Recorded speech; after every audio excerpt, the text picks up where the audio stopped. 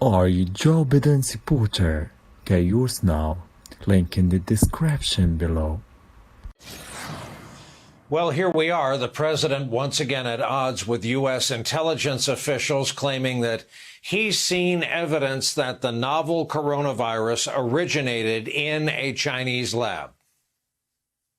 Have you seen anything at this point that gives you a high degree of confidence that the Wuhan Institute of Virology was the origin of this virus? Yes, I have. And what gives you a high degree of confidence that this originated from the Wuhan Institute of Virology? I can't tell you that. I'm not allowed to tell you that. President's comments came hours after the Office of the DNI, Director of National Intelligence, put out this statement yesterday, and it reads in part: the intelligence community concurs with the wide scientific consensus that the COVID-19 virus was not man-made or genetically modified. The IC will continue to rigorously examine emerging information and intelligence to determine whether the outbreak began through contact with infected animals or if it was the result of an accident at a laboratory in Wuhan. With us now is Frank Figliuzzi, 25-year veteran of the Federal Bureau of Investigation, served as the Bureau's Assistant Director for Counterintelligence. He is also, of course, an NBC News national security contributor. Frank, you follow this very closely. You know the president wants desperately for the storyline to read that this was a Chinese-originated crisis, should have been, could have been stopped by them after, patient zero at the local level. You also know that this is not the first time that wishes and or beliefs have collided with the rigor of the Intelligence Committee doing its job.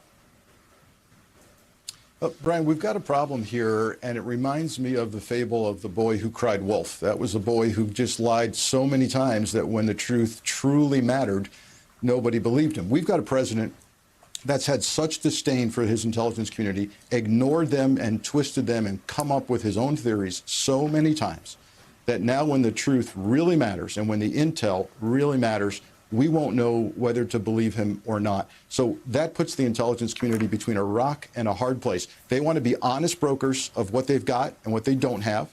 And then the president may take what they have, a core of something, a chit-chat, some intercept somewhere, and turn it into something that serves his political purpose. So that's problem number one, is belief and trust in the president and what he does with intelligence or not. The second issue, though, Brian, and this is really important because I keep hearing the media report that he is at odds now over this with his intel community. And I want to point something out because I learned this during my days running part of the anthrax investigation, the crime scene down in Boca Raton in 2001.